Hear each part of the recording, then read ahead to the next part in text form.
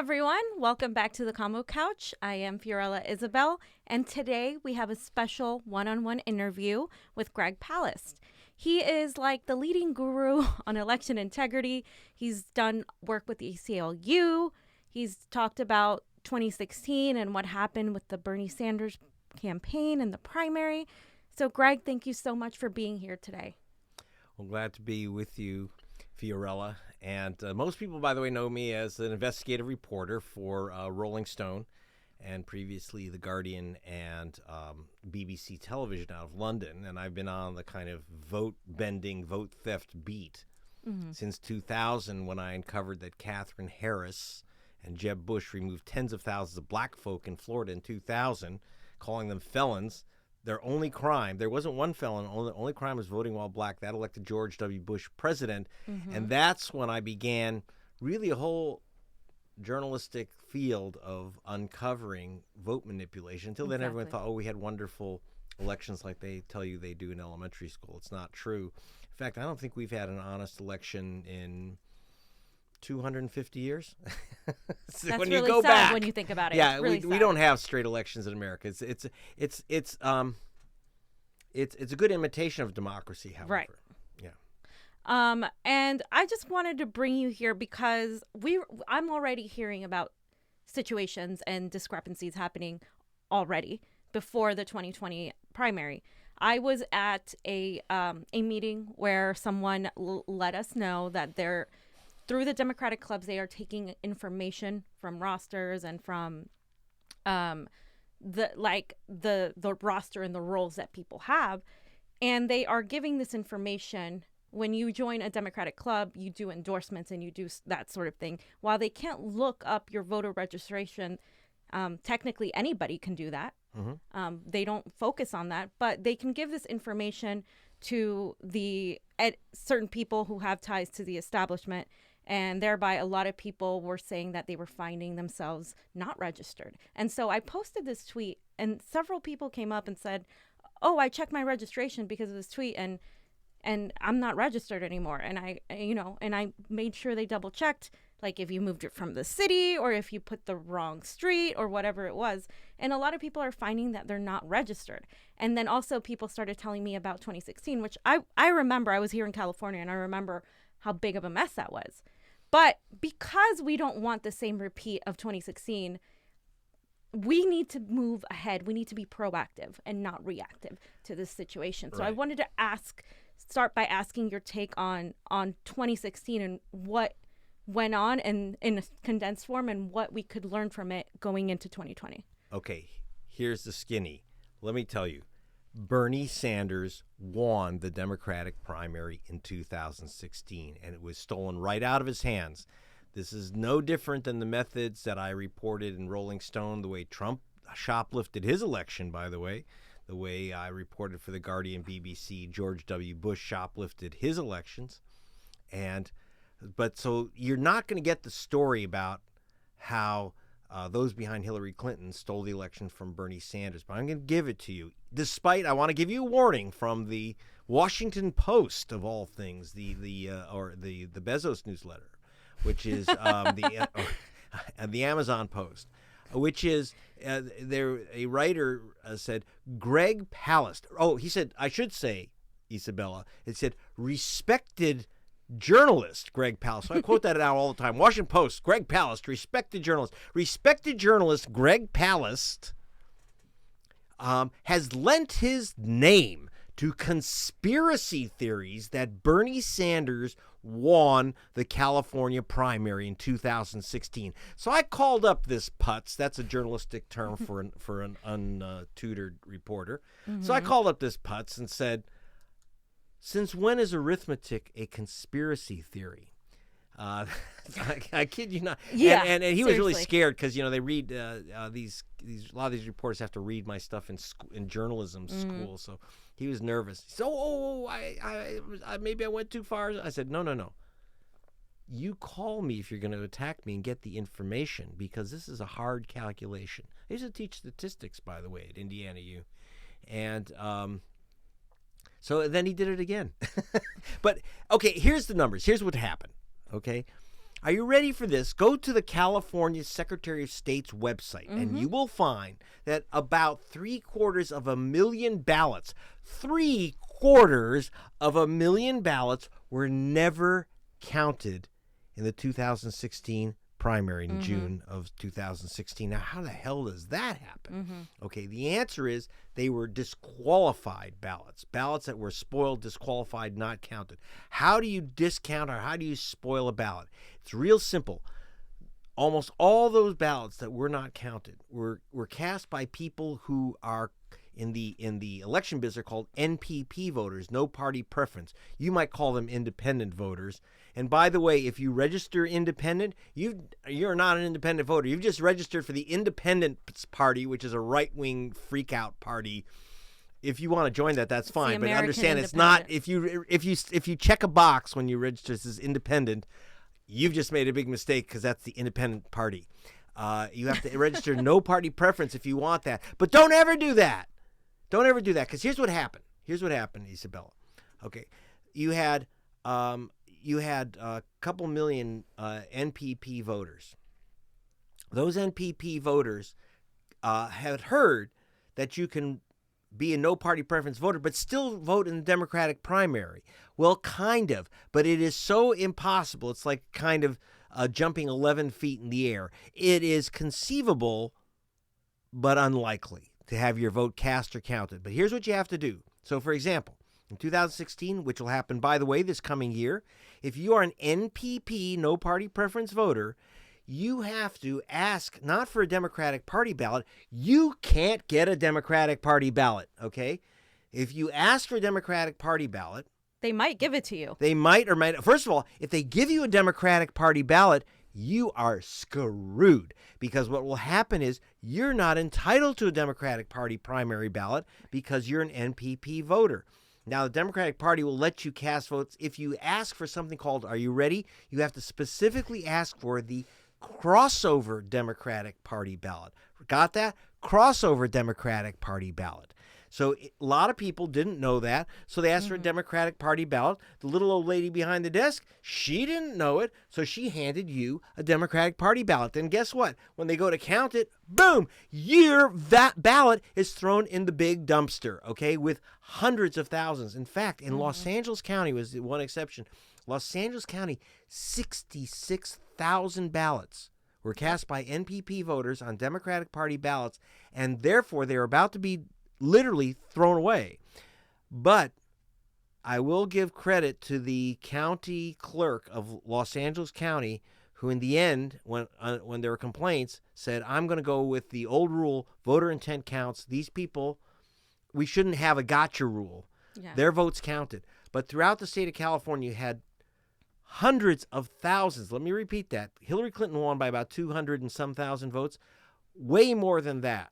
Bernie Sanders ballots were disqualified. Now, how do I know they're Bernie Sanders ballots? Because the Roper poll, which is the gold standard of polling in California, the Roper poll said that the NPP voters who voted 3 out of 4 for Bernie Sanders. And if you do the arithmetic for the NPP voters' ballots that were disqualified, and then there was another way that they were disqualified, okay? So you go in, you're an NPP voter, you say, I want a Democratic Party ballot.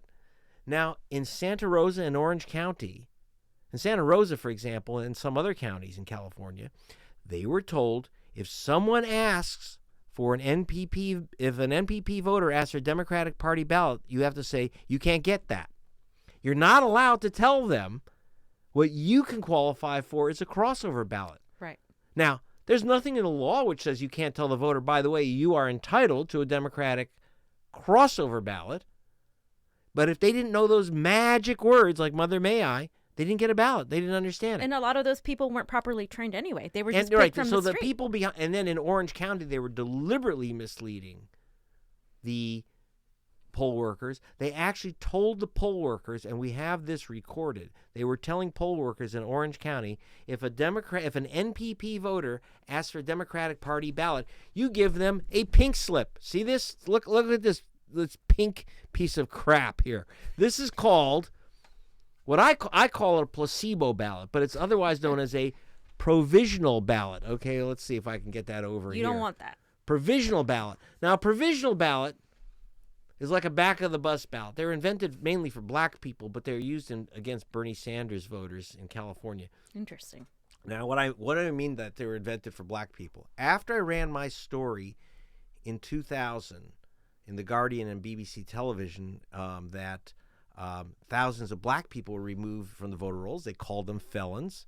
By the way, look it up. Go to gregpalast.com and you can see these stories. So I want you to know that. Go to gregpalast.com. I am promoting that. By the way, I have a not-for-profit foundation. I don't make any money off this, guys. Zero, nothing, nada. But I will say, you can read those stories. And what happened is that the Congressional Black Caucus demanded that there be a way for people to vote if they were wrongly purged from the voter rolls. Mm-hmm. So they created this thing called a provisional ballot. Now, the problem is, Isabella, that they got the provisional ballot, the right to a provisional ballot, but they didn't get the right to have it counted. Right. And so most aren't. Now, if you go to the Elections Assistance Commission, that's the official agency of the U.S. that kind of tracks this shit. Excuse me, this stuff. And it's cool. The provisional, okay. Officially, 2.7 million provisional ballots were cast in the last presidential election. 2.7 million.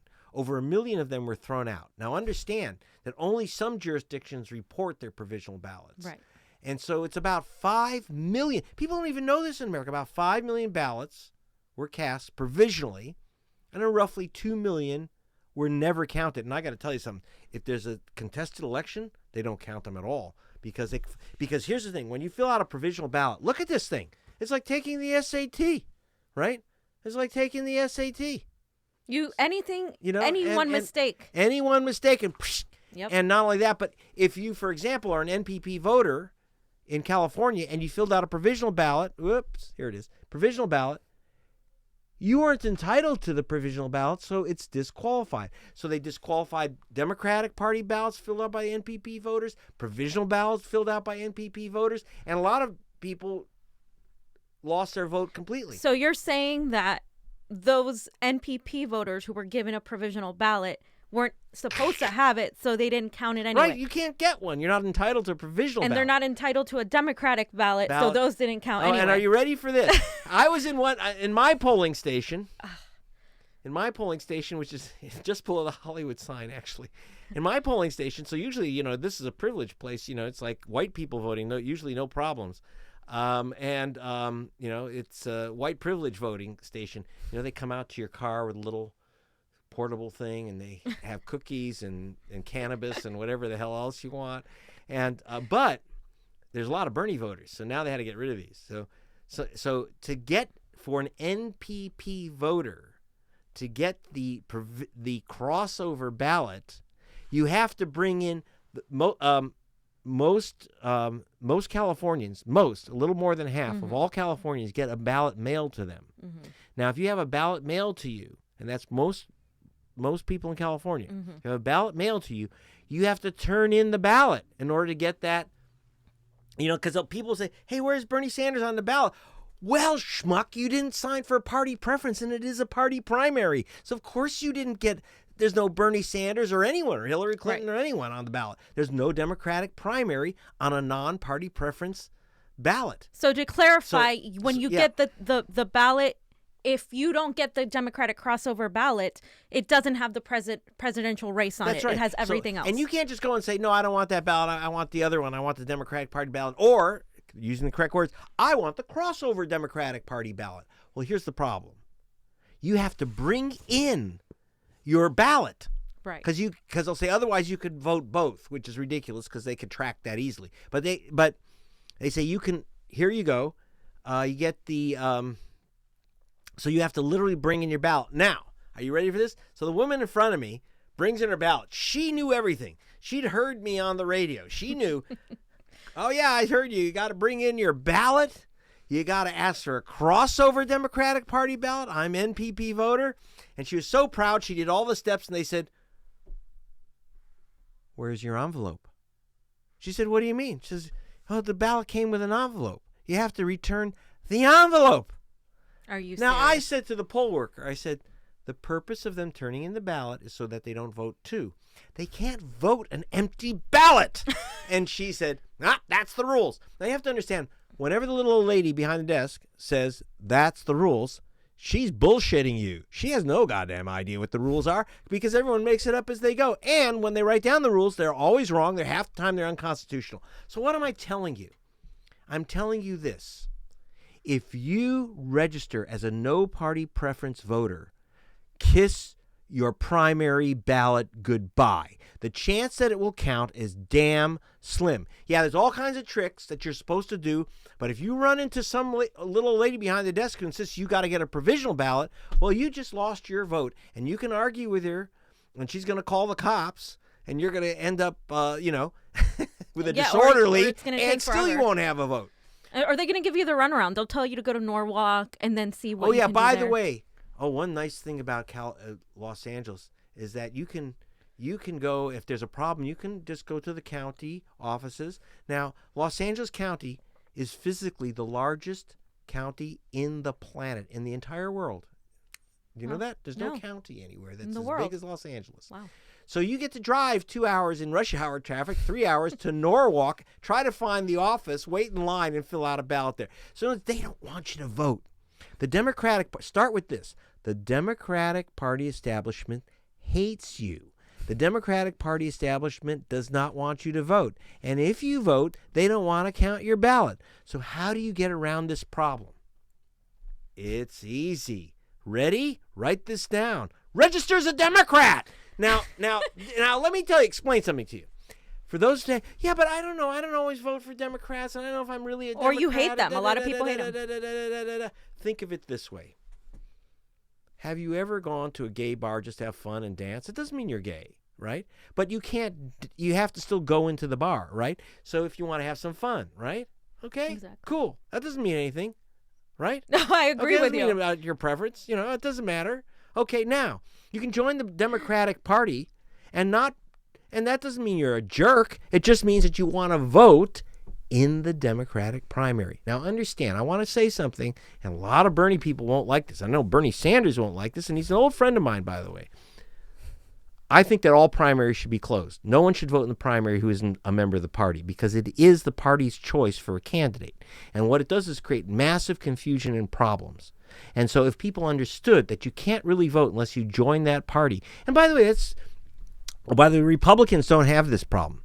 Republicans do not have an open primary in California, just so you know. If you are an NPP voter, you can't say, oh, give me the crossover Republican ballot, because Republicans don't have crossover ballots. If you're not a registered Republican, you cannot vote in the California Republican primary. Right. So remember that. If you want to vote Republican, that's your choice. You're going to have to register as a Republican. And if you want to vote as a Democrat, as a practical matter, you have to register as a Democrat. Now you say, well, I've already registered. Well, that's real easy. You go online and you change your registration to Democrat. Again, only if you want to vote in the Democratic primary, and you can change back right afterwards. You can do whatever the heck you want, but protect your vote.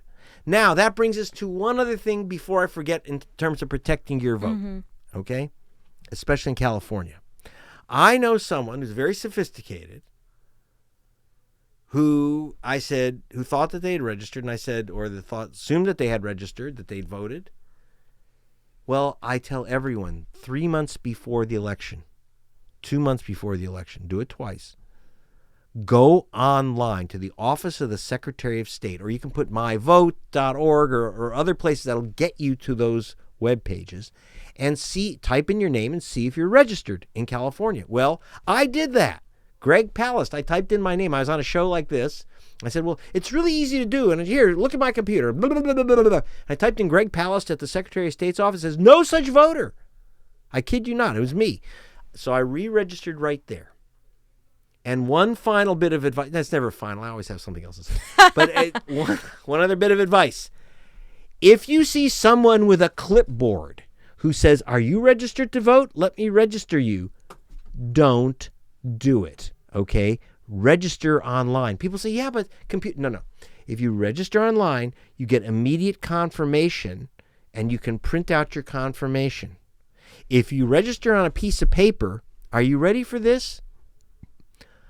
In California, up to 45% of people who are registered on paper never get registered. First of all, A lot of it's innocent, by the way, because they can't read your name. They can't read all your information. You get one digit wrong, you're screwed, you're done, you're shot. Okay? Now, when you had a Republican Secretary of State in California, a guy named McPherson, a total scumbucket. Literally, the majority of Hispanics and Asian Americans did not get registered who filled out those little yellow pieces of paper. Always register online so that you can confirm it. And if you because if you register online and you leave out a line, in my case, you have to actually, like, by the way, that includes if you think you've filled out your registration at the DMV when you got your license renewed, go back online, you better check. That's where I made my mistake. Now, when you get your driver's license, it has your address, right, in 2 places. They don't carry it over to your registration form. You have to put that in again twice. So I missed one time of putting in my address for the 4th time, and I think the forms have changed slightly now. So check online. If you registered at the DMV or you registered on a piece of paper, check online. Always check 60 days before the election so you have enough time to re-register. Make sure your address is exactly correct, your name is spelled exactly correct, and you've got a party preference if you want to vote in a primary, which is coming up in March.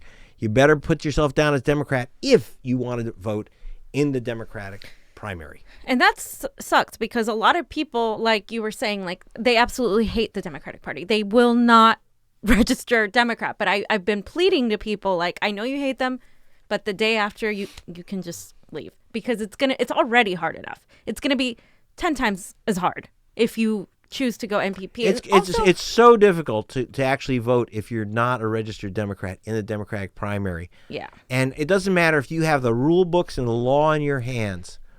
Someone behind the desk may not know it, and they may, for example, take your proper crossover ballot and put it in the wrong envelope. There's all kinds of goof-ups, and you've signed the outside of the envelope. How do you feel about voter mail, vote by mail? I'm not a big fan of going postal, okay? And I'll tell you why. And if you watch, okay, I'm going to now give you, ready? One more plug. Are you ready? This is my film. Here, I'm handing it to the best engineer in America who's going to show you the film. It's The Best Democracy Money Can Buy. This is the brand new, just came out, Activist Edition. And by the way, if you have Amazon, it's free on Amazon Prime, or go to gregpalast.com or any of the other crappy places where you get film. And download The Best Democracy Money Can Buy, or get a disc if you go to gregpalast.com.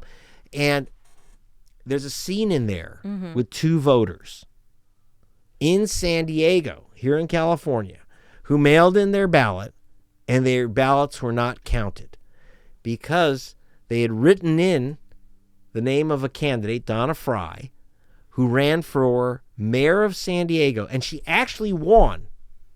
And then her votes were challenged because you had to write in her name. Imagine winning a big election with a write-in. And Donna Fry. And all these people wrote in her, but 5,000 people who wrote in her name on write-in candidate didn't fill in the little bubble next to her name. And their votes were then disqualified. So you'll see these people in my film. They're my parents. Oh. They're my parents. And my sister, who's a lawyer, filled out one, and she messed it up. My mother is a school teacher, and she messed it up. Somehow my father got it right. But anyway, so all I can tell you is when you mail in a ballot, you make any error in the ballot that you mail in, and you're screwed. Right. So, for example, in California, if you write an X, okay, so you're voting, and you write an X next to, you vote for write-in John McCain. He's dead, but you insist on putting him in. But you put an X next to his name. That vote will not count. You can vote for dead people, but you can't put an X next to their name. If you put an X next to someone's name, the vote doesn't count. You put a check mark next to their name, to your candidate's name, it doesn't count. You fill in the bubble in California. Now, that's in the mail-in ballot.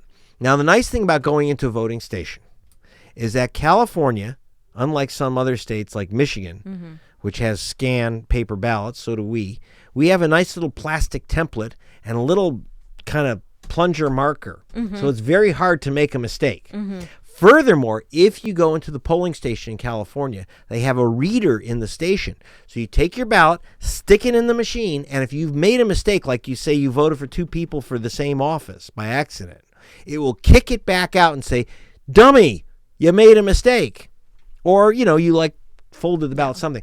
So if you mail it in and you make a mistake, you stand a chance of getting your ballot disqualified. Plus, you do things like a lot of states, and again, California is not one state when it comes to voting. It's all these counties, and they're all separate. So, for example, in some counties, you registered using your middle name, and when you sent in your absentee ballot, you signed it with your middle initial. You just lost your vote. Goodbye. Poof. So now, don't do that. So I think it's always better if you can. I'm usually traveling and, covering elections, so I almost always have to mail in my ballot. If you have to, you have to. But if you can take the time, it's better to go. And as Jesse Jackson, my co-producer on this film, says, arrive with 5. Make it a party. Yeah. Make it a democracy event. And by the way, there's also now easier early voting in California and Los Angeles. And so now take advantage of that too. Go in early if you can. That's a good idea. Yeah. Because if you go in early and there's a problem with your registration, you might be able to get that thing straightened out. And Los Angeles and the rest of California in general are changing the way they do the primaries. First of all, we're having it in March 3rd, which is super early. And then we're also doing the city council, the congressional races. We're doing it all. So you're going to have a lot of races, Exactly. by the way. So by the way, don't walk in thinking, "Oh, I'm just going to vote, I'm going to vote for Donald Trump or whatever you're going to do." And then say, "Oh, wait, there's like congressmen and stuff." No, be aware that you've got everything, and you should get the information on who you want to vote for. Often groups put out little sample. Yeah. Here's your ballot. I tend to Flyers, get advice from the teachers union, for example. That's a good place to go. Or there's different groups. The nurses union, the teachers union, whatever. I'm not telling you what to do. You're the Klan, whatever your preference is. That's up to you. This is a democracy. It's true. It's true. How because of how everything's changing in California, though, do you think they make it seem like it's going to be good because now you can vote? For instance, you're going to be able to go in and vote in Glendale even if you live in La Cunada. Right. So they're saying that's going to be easier, but they're new machines and it's a new system for these machines. So that's going to throw everything off. Same thing in Arizona, I'm going to tell you. There's always problems with virgins. It's the first time you're using this machine. There's nice analogy. There's issues, okay? And so that's why I like going in for an early vote, because if you say you go in and vote early and they say, well, you're not here, or someone else has voted because your name is John Smith, they say, oh, John Smith has voted, but they say, well, no, that's the other guy next door with my same birthday, which happens a lot. And so do vote early. I am concerned about the new machinery and the new system, and especially because a lot of the voting is now going to be done. Are you ready for the scary line? At the DMVs. Mm-hmm. Whoever came up with that dumbass idea. Okay, California DMVs cannot handle driver's licenses, let alone our democracy. That was clearly, you could see Alex Padilla's spider-like mind at work here. Alex Padilla, if you don't know, is the guy who pretends to be our Secretary of State. He's the guy in charge of our voting and democracy. He hates democracy, okay? I mean, he has pictures of Putin under his pillow. That's how much what he thinks of democracy. But I've heard that. It's just a rumor, and I'm as a journalist, I have to say I haven't yet confirmed that, though it's clear that Alex Padilla, when you talk about someone who he engineered that disaster where the Bernie voters, hundreds of thousands of Bernie voter ballots were thrown out in June of 2016. And guess what? Alex Padilla, while he's running the vote, at the same time was running Hillary Clinton's election campaign. I saw that in Florida with Catherine Harris, Cruella DeVille herself, who was chairwoman of the Bush campaign while she's in charge of counting the votes. Padilla did the same thing in California. He's a Catherine Harris of of California, and a very, I mean, he's a, I'm going to be very straight about it. And this is not a partisan thing. He's just a walking danger to democracy. Yeah, yeah, and he's still Secretary of State up. So look out! This guy does not want your vote to count. Okay, that's very important. He has a thing against Hispanic voters too, which is interesting. Maybe he doesn't like his ironic. mom. I don't know, or his dad. I have no idea what's going on there. The psychologist has got to work on this. But if you're a Hispanic voter in California, you're in danger. So be very careful if you want to register vote in the Democratic Party. This is Greg Palast, by the way, if you just tuned in, and this is my film. The best democracy money can buy. You can also, until Patriot Act 3 goes into effect, you can read the book, The Best Democracy Money Can Buy, which is a raging bestseller no matter what they try to do to stop it. So a lot of people are very skeptical still, even after 2016, even after what happened in Arizona, in Brooklyn, in Nevada. They're still very skeptical because they don't know how you could possibly know that. How could possibly the Secretary of State or anybody change your vote? How could they unregister you? How could they do that? So what is the hypothesis? Like, how could they do that? People want evidence. So that's why I was explaining. In fact, I asked Alex Padilla, made an official Freedom of Information request. By the way, information in California is supposed to be free. That's the law, Alex, which you're ignoring. And I said, give me the final count. And his response was to start taking stuff off his website, because you used to get, there was a lot of information. That's how I know that there's not much, three quarters of a million votes were not counted. Were disqualified in 2016. You look at the number of voters and the number of the total count, and you'll see that disparity of 750,000. And I wanted to get the exact reason for each of these ballots disqualified. It's huge. And so most of it's done by disqualifying the ballot that you cast. Okay. The second way that they do it is that your registration is missing. Now, when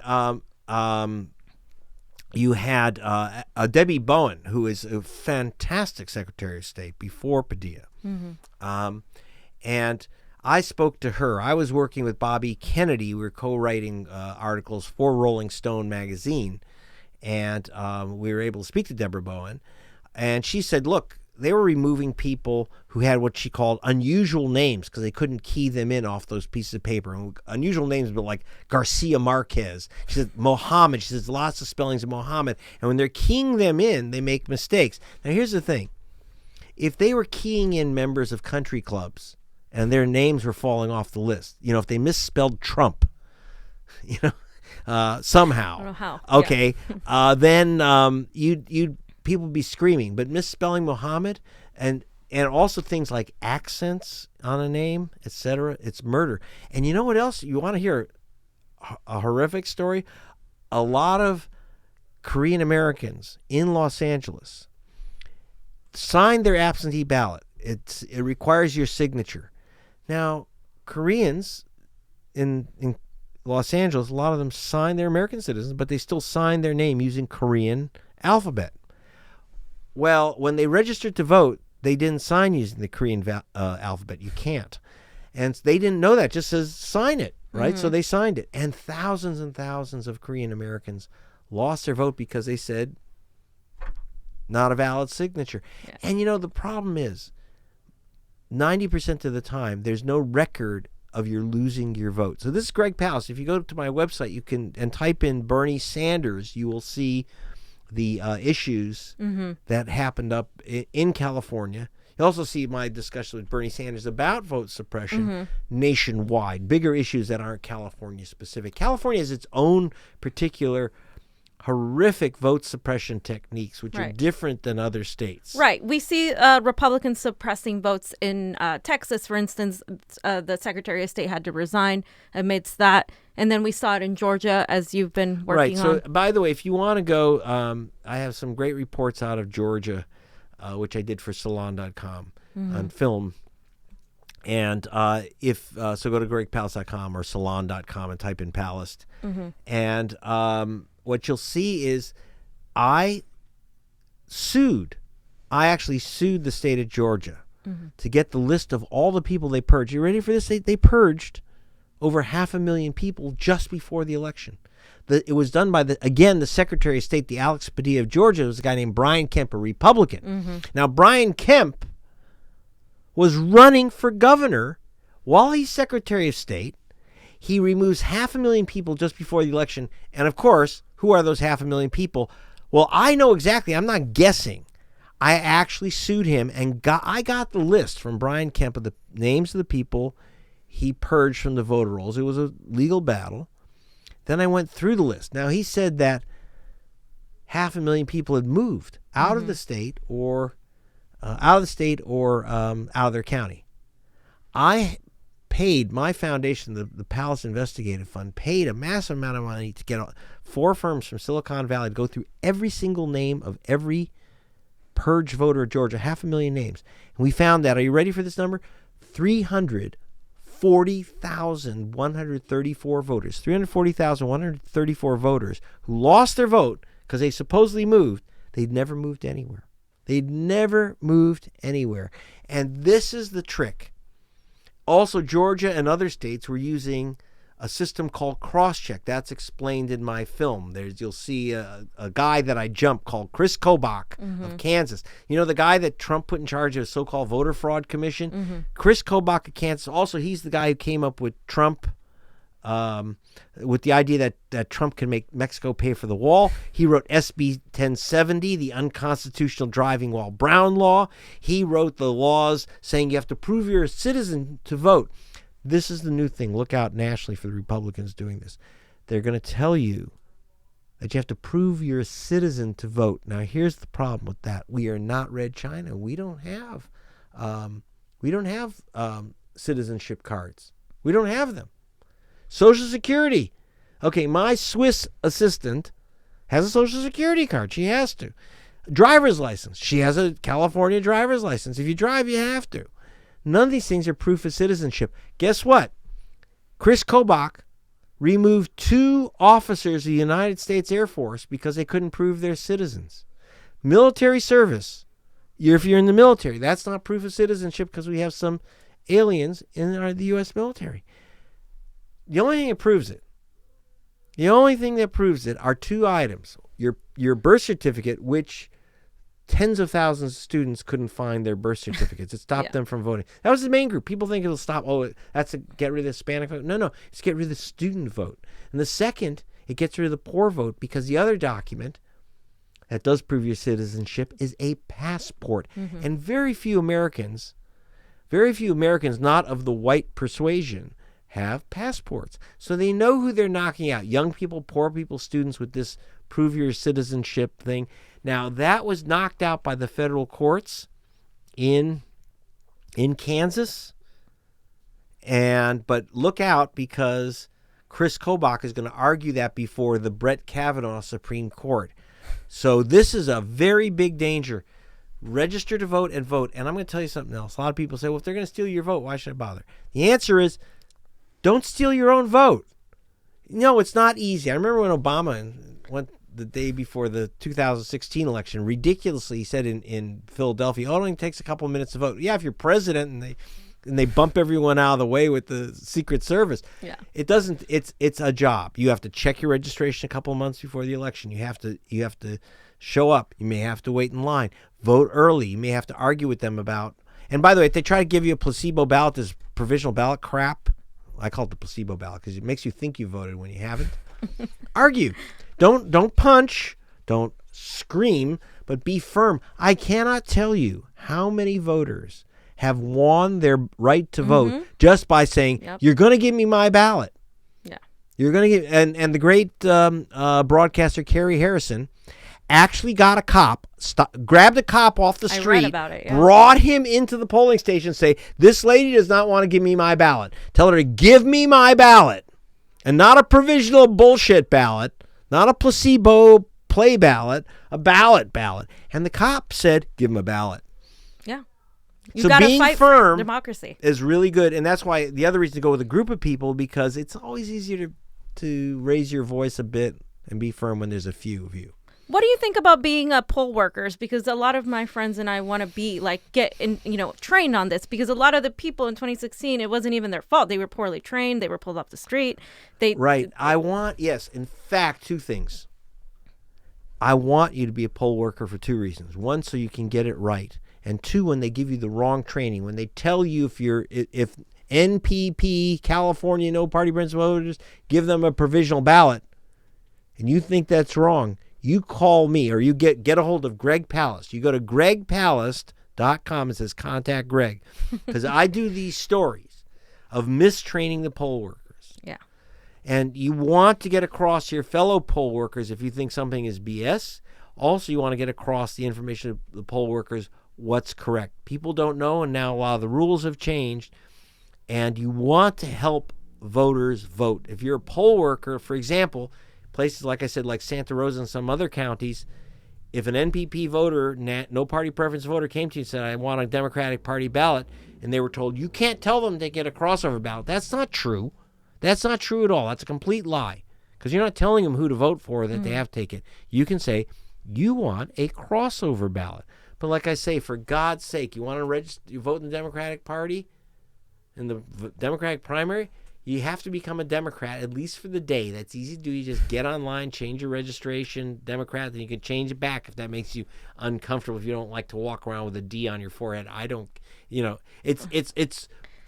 when you state a party preference, you're not stating the party you prefer. You're stating the primary you prefer to vote in. Think of it that way. You're buying the ticket, okay? That gets you into the show. And if you don't pick a party, the chance you'll be allowed to vote or your vote will count is not too good in California. And that's true all over. I tell people in other places with open primaries, you're crazy if you don't register in the party simply because it's so hard to get your vote counted. What are you working on now? What have you been working on that you can let the audience know as far as, what you're doing with the ACLU? Well, for example, one of the things I'm working on is I'm putting the final knife into a system called Crosscheck, which removed 1.1 million voters before the 2016 election. If you watch the film or read the book, The Best Democracy Money Can Buy, or go to my Rolling Stone articles from during the election, you'll see that there was a system created by Donald Trump's crony, Chris Kobach, in which he said, here's two people voting, one person voting in 2 states. Now, that's a federal crime. Right. He said 7.2 million people were doing this. And all with names like Jose Rodriguez and John Black. And you're getting the idea. 85 of the 100 most common names in America are minority names. So he took people who just shared nothing but first and last names. And by the way, 2 million people didn't share middle names. They literally are mismatched by middle names. Forget birthdays, okay? Middle names, all right? Mismatches. And they were using that to remove voters of color. Okay. That elected Donald Trump. So what I'm working on is Chris Kobach, the guy who ran this system, ran for governor of Kansas, and he lost. I should say my film, The Best Democracy Money Can Buy, was shown by the League of Women Voters 60 times in the state before that election. Now, I am not partisan. I don't take any position in elections. But the League of Women Voters credits me for getting Chris Kobach for Chris Kobach's loss. I won't take any credit for that, but I will say thank you.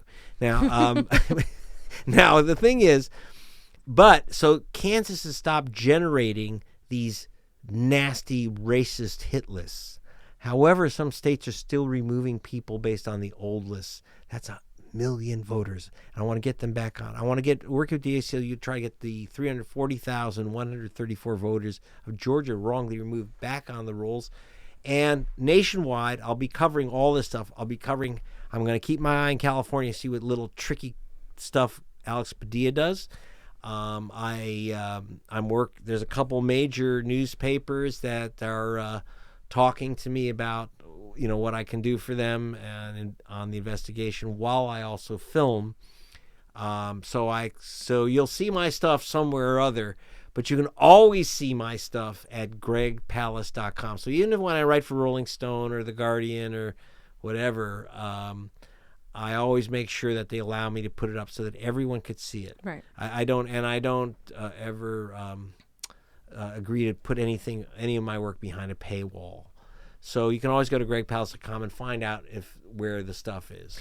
Just one last question before we go. I want to ask you, As far as Bernie Sanders and the leftist candidates, the progressives candidates like the Tulsis, maybe the Warrens to some people, what should the campaigns be doing to make sure that their people, their supporters that are, like you see Bernie Sanders' rallies, thousands of people go to his rallies, that those people get to vote?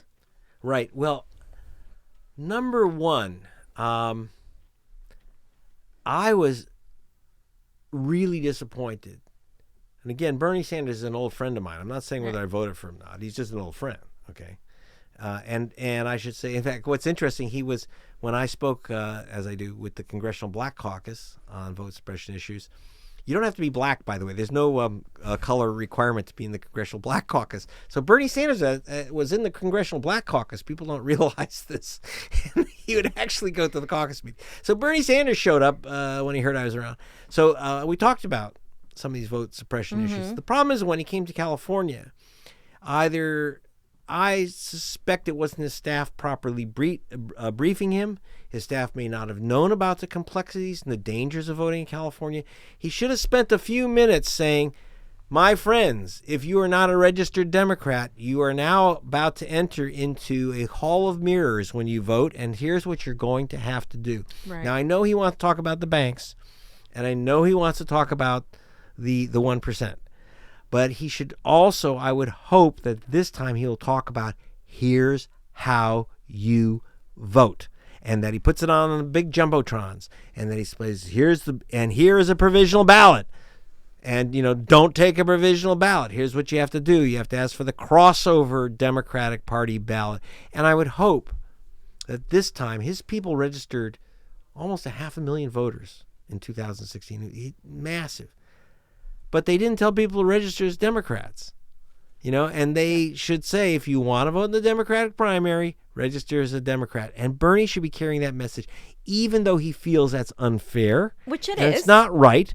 That's not the point. He should say, it's not fair, it's not right, but if you don't register as a Democrat, it's going to be a hellacious road to vote in the Democratic primary. And, so I would love to see all the candidates, all Democratic candidates say that.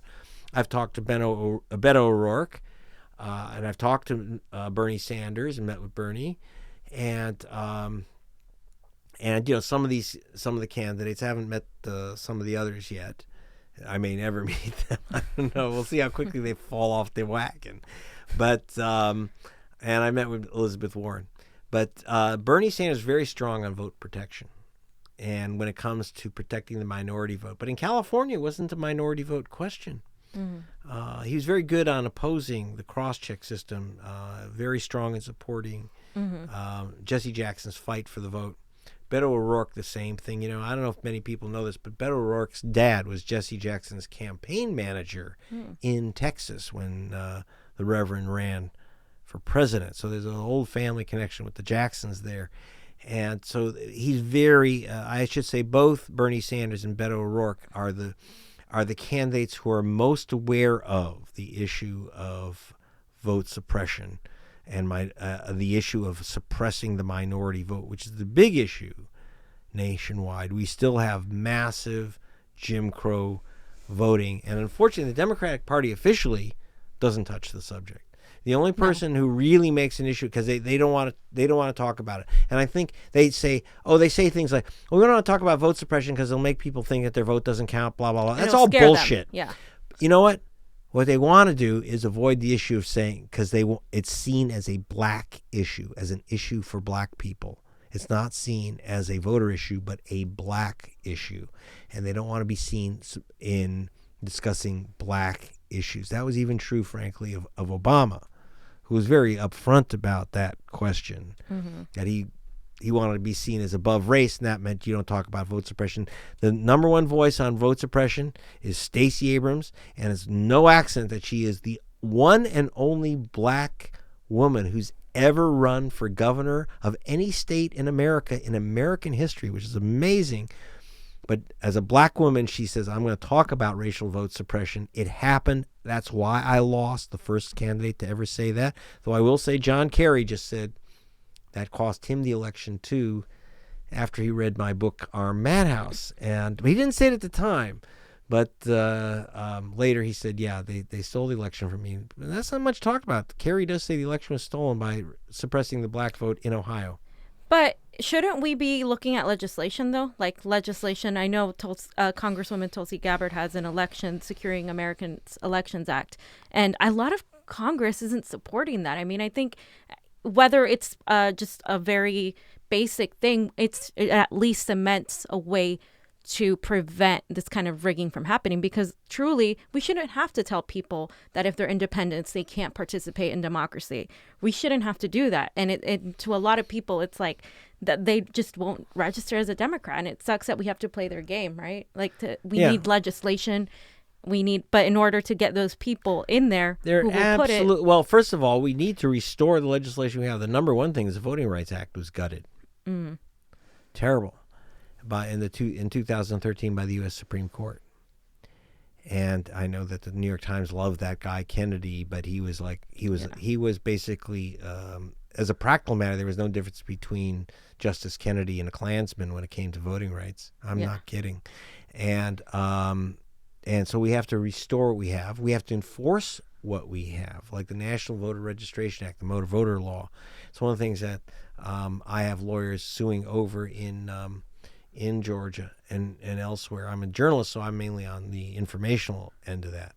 But we have laws that aren't being enforced because guess who's president, right? One of the problems is that the people who steal the elections become the cops, the election cops. Right. So you got the robbers who are in charge of busting the robbers, and believe it or not, they don't.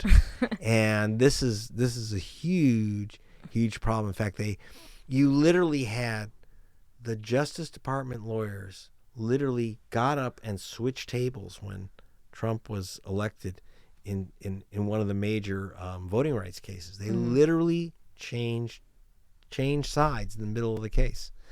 And which, by the way, had never been done before. The Justice Department has a rule that you don't change sides when there's a new politician, but they did because they were scared for their jobs under Trump. So we have a problem that we have an unjustice department instead of a Justice Department. That's a big problem. I would like to see the laws and the debates, and why the Democratic Party is even hesitating on some of these issues. But there was H.R. 1, which had some improvements. Yeah. And which was supported by Nancy Pelosi and the Democratic Party leadership. And of course, let's be realistic. Unless Democrats take the Senate, there ain't going to be no change in voting rights law, because Republicans understand if everyone votes, they lose. Yep. Oh, that's the truth. Thank you so much for being here. And you can go ahead again, give everybody your website, where to find you, your social media. Well, find me on Facebook, Greg Palast Investigates. Find me at Twitter at Greg_Palast. And find me at my website, because then you get not just 140 characters, you get the whole, the full Monty of my investigative reports at gregpalast.com. You can read the books, The Best Democracy Money Can Buy, Vulture's Picnic, and Our Madhouse, Billionaires and Ballot Bandits, and get the film. That can't be too painful. It's fun. It has Willie Nelson in it as a stoner musician, believe it or not. But he actually plays himself. You know, his vote was taken away illegally. So I talked to Willie Nelson. We've got Ice-T. We've got Richard Belzer from Law and Order. Well, I'm looking at this. What else do we have on there? Some great people. Ed Asner, who I just saw today, who plays Santa Claus and a billionaire in the film. It's a documentary, but it's not your PBS white guys in front of bookshelves documentary. So it's not boring. So go to Amazon, Greg Palast, and free on Prime, or gregpalast.com. All right, guys. Thank you so much for watching. Convo out.